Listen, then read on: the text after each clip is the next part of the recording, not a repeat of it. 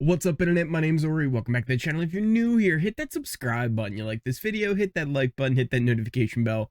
You'll never miss a video. You'll never miss a stream. Today is Wednesday, October 4th, day number 64 inside the Big Brother house. We've got a lot to go over, from the episode last night to what happened on the live feeds, to kind of what we can expect for tomorrow's live eviction. Also, we're going to be talking about tomorrow's live stream. That's going to be a lot of fun. So buckle on in as we kind of go over everything that went down. Even potentially maybe a flip happening. We're going to break it down. So let's go over the episodes. We started off with nominations. Mimi and Felicia were put up on the block by Cameron, the HOH.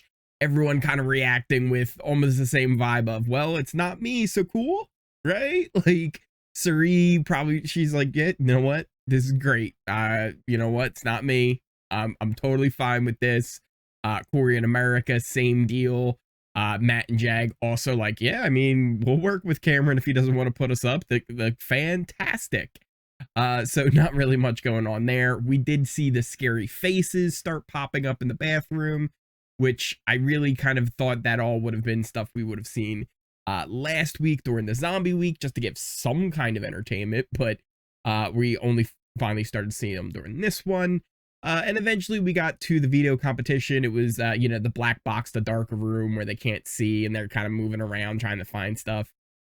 I don't know. I'm just not invested in this competition. Like, it was cool. It looked really nice. But I just don't know if it's the length of the season just kind of dragging on. That is for sure one thing.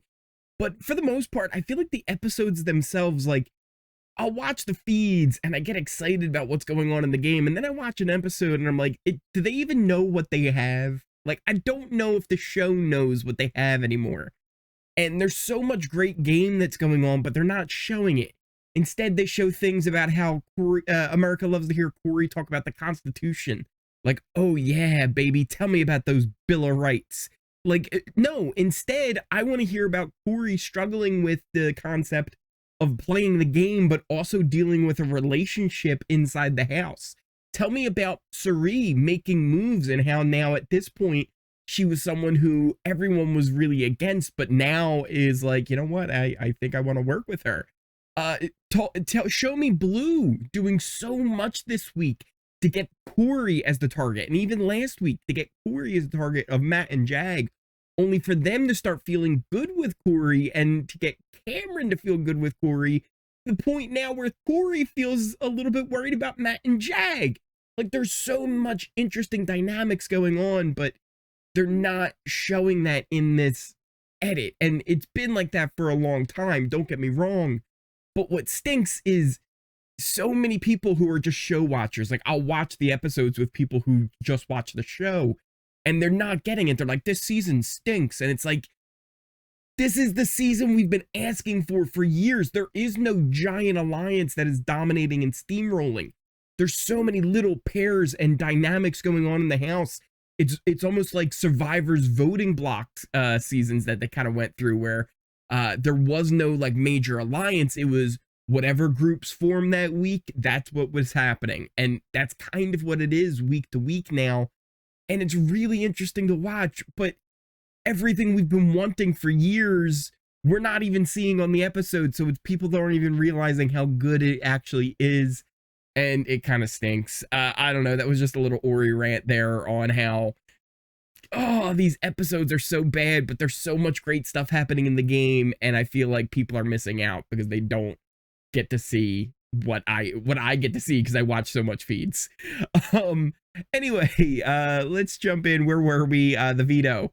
Cam won the veto, and we ended up seeing Felicia give her pitch about, you know, hey, like, Cory is the one that should be going up, and we get to see her kind of calling out Cory during the veto ceremony, but we end up on a cliffhanger where we don't actually see what happens with the veto. That'll wait till Thursday, and that kind of just takes us to the live feeds, where we ended off with kind of the same point as the episode, just a little bit further. The veto was not used. Cameron still was wanting to, even up until the ceremony, but ended up deciding that he wanted to make a run with Matt and Jag and kind of make this work. And he didn't want to go against them. And they kind of convinced them that, hey, keeping Cory is probably a better move because he's going after Blue and Blue's going after him.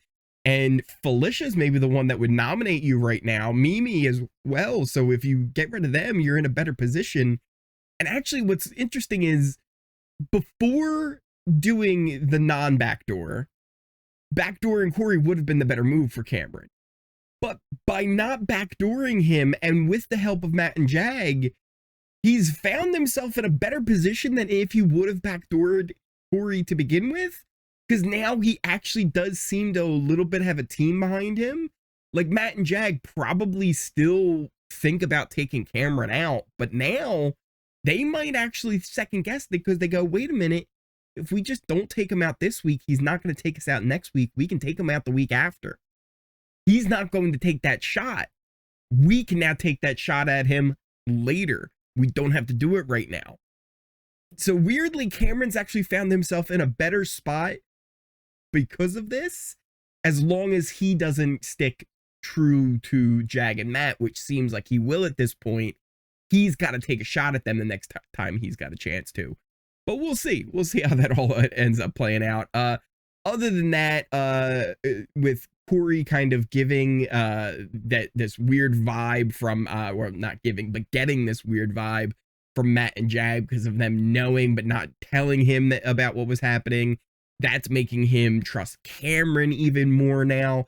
So like I said, the dynamics are really kind of interesting in the house. And now it's all about, you know, what's going to happen with the vote and where things are going to go. People doing little campaigns.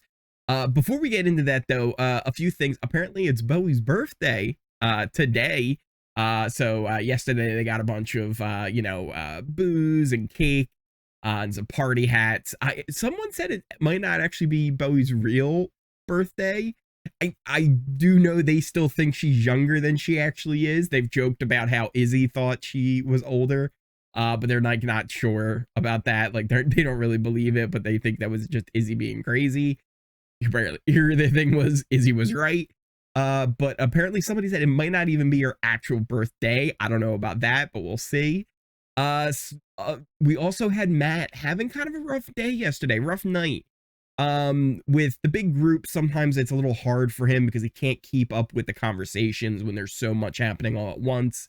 And with all of like the over talk, it can be a lot for him to really kind of keep up. So sometimes he just likes to be like present there in a conversation where he's not actively in it, but he's there, right? At least he's there and he's part of it. And now he's just not running off to another room. But sometimes like he'll just like kind of close his eyes and try and listen and pick up on things as much as he can. But then BB will be like, hey, no napping, you've got to stay up. And that gets him more frustrated. So he wasn't really frustrated with anybody in particular. Like, yes, like Cory was one of the people that came into the group that made it then kind of too many people. But it wasn't necessarily like one person he was upset with. It was more of just like the situation in general. Big Brother giving him a hard time about it as well. And just overall, he was having a hard time. And he had a good mindset about it too, where he's not like being like, oh, like, woe is me and this thing that I have that nobody else has. He kind of has a really good mindset on it where he's like, listen, like, this is a thing that gets me frustrated and it's hard to deal with. Other people, sometimes they miss their kids or their husband. And that's not something I have to deal with.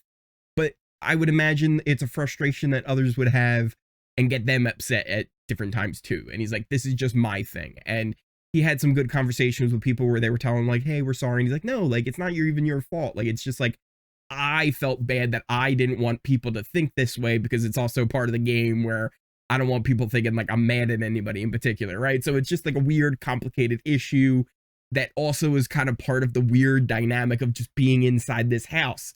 When you're in there, your emotions affect how other people view you, which then can hurt your game. And it all is just part of this big, crazy thing that we call Big Brother.